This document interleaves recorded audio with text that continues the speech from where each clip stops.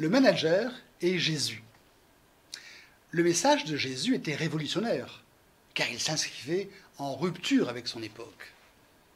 Riche d'enseignements, ce message nous pousse à réfléchir, même si parfois il apparaît trop dense, trop symbolique, trop complexe.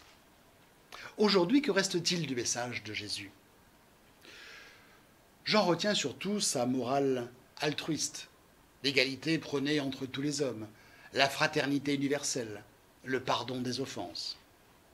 Il nous invite à préférer une civilisation de l'essence à une civilisation de l'apparence, une société de l'être à une société de l'avoir.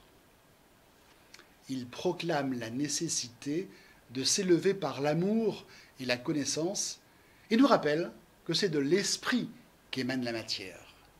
Il pose que la vraie richesse est ce que l'on peut donner de soi aux autres, comme lui-même s'est offert symboliquement à l'humanité pour son salut. À y bien regarder, sa posture s'apparente à celle du manager.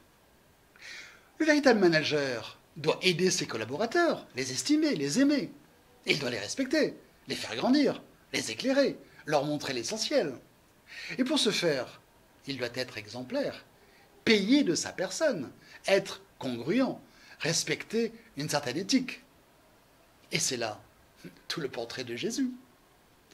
Bien sûr, il est hors de question de faire du prosélytisme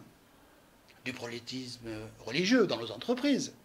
Mais nous tendons à adopter, sans nous en rendre compte, des valeurs fondamentales, comme la lutte contre la discrimination, l'équité, la parité, autant de valeurs christiques.